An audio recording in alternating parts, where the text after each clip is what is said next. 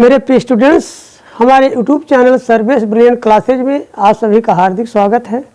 Students, आज हम video के माध्यम से एवरेज से संबंधित अगला प्रश्न समझाने जा रहे हैं, जो कि बहुत ही महत्वपूर्ण है।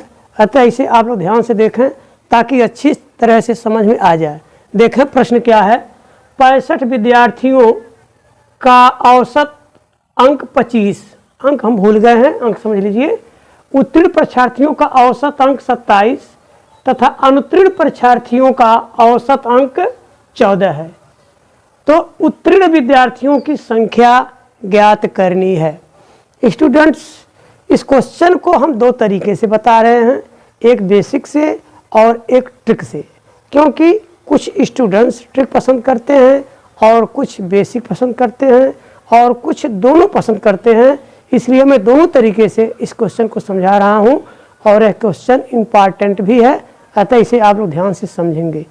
तो चले पहले हम इसका ट्रिक से हल कर देते हैं, देखें कैसे होगा। 91 करा उत्तीर्ण विद्यार्थियों की संख्या। तो 91 हम कर देते हैं। 91 is equal to n into a minus a2 बटे a1 माइनस a2। अब यहाँ पर n1 a1 a2 जाने की आवश्यकता है। देखें n क्या है, a क्या है, a1 क्या है और a2 क्या है। n का मतलब नंबर, 65 विद्यार्थी हैं तो n का मतलब 65 हो गया। करा उत्तीर्ण परीक्षार्थियों का औसत अंक 27। दो प्रकार के परीक्षार्थी हैं, एक उत्तीर्ण होने वाले और दूसरा अनुत्तीर्ण होने वाले। तो पहला प्रकार है उत्तीर्ण परीक्षार्थियों का औसत अंक 27, तो यह आपका हो जाएगा A1। और दूसरे प्रकार के लिए हम कर दिए A2। क्या कर दिए? A2 कर दिए। और इसमें कोई भेद नहीं है, इसको हम A कर दिए, ठीक है।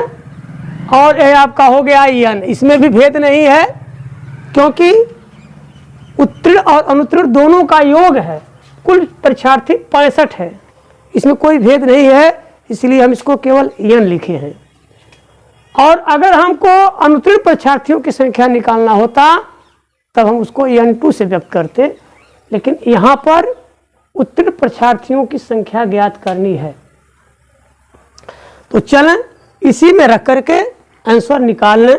n का मतलब हो गया आपका 65, ब्रैकेट में a का मतलब हो गया 25 माइनस a2 आपका है 14 बटे a1 आपका है 27। कितना है? 27। अब माइनस a2 वही 14 हो जाएगा। हल कर दें इसको। चलें देखें, 25 में से 14 घटेगा, कितना बचेगा? 11। और 27 में से 14 घटेगा, कितना बचेगा? 13। कितना बचेगा? 13। तो 13 से हम इसको काट दें और इसको काट दें। 13 कम 13 हो गया, 13 पचे 65 हो गया।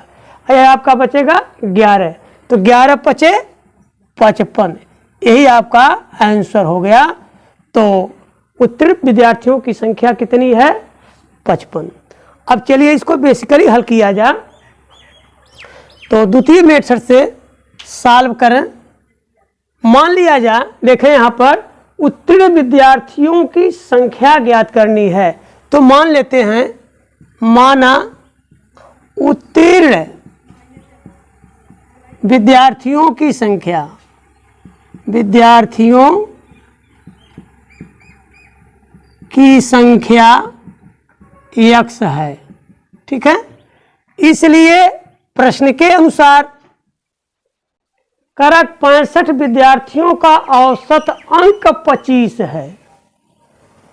तो 65 गुणे 25 हम कर दें, यह कुल अंक हो गया। क्या हो गया? कुल अंक। अब चलें, उत्तीर्ण परीक्षार्थियों का औसत अंक 27 है। उत्तीर्ण को हम x मान लिए हैं, तो x गुणे इसका औसत कितना है? 27। यह उत्तीर्ण परीक्षार्थियों का कुल अंक हो गया। अब चलते हैं, निकाल लेते हैं अनुत्तीर्ण परीक्षार्थियों का अंक। अनुत्तीर्ण परीक्षार्थी कितने हो जाएंगे? 65 कुल हैं। 65 में से x आपका उत्तीर्ण है तो 65 माइनस x, बाकी अनुत्तीर्ण होंगे। इनका औसत है 14। ठीक है, यह हो गए उत्तीर्ण परीक्षार्थियों का कुल अंक और यह हो गया अनुत्तीर्ण परीक्षार्थियों का कुल अंक। इन दोनों को जोड़ लेते हैं तो कुल परीक्षार्थियों का अंक हो गया और यह भी कुल परीक्षार्थियों का अंक है और यह दोनों मिलकर के कुल परीक्षार्थियों का अंक है। तो यहाँ कर दें बराबर, क्योंकि 65 परीक्षार्थियों का कुल अंक हो गया यह और यह भी 65 परीक्षार्थियों का कुल अंक हो गया। देखें यहाँ x, यहाँ 65 माइनस x परीक्षार्थी, तो जोड़ देंगे तो 65 परीक्षार्थी का अंक हो गया। अब इसको हम हल कर देते हैं तो 27x और हो जाएगा प्लस 65 गुणे 14 और माइनस 14x। ठीक है, अब इसमें से इसको घटा देते हैं तो हो जाएगा 13x प्लस 65 गुणे 14। अब इसको इधर ले आवें तो क्या हो जाएगा 65 गुणे 25 माइनस 65 गुणे 14 बराबर 13x। अब यह क्या इंगित करेगा? x बराबर, चलो इसमें 65 कामन ले लेते हैं तो 65 कामन तो हो जाएगा 25 माइनस 14 बट्टे 13। अब 13 पचे 65 हो गया, 5 गुणे 11 हो गया बराबर आपका हो गया 11 पचे 55। यही आपका आंसर हो गया। तो स्टूडेंट्स, आप लोग बेसिक से नहीं हल करेंगे कॉम्पिटिटिव एग्जाम में, कॉम्पिटिटिव मेथड से अर्थात बाय ट्रिक सॉल्व करेंगे, जैसे मैं ऊपर बता दिया हूँ।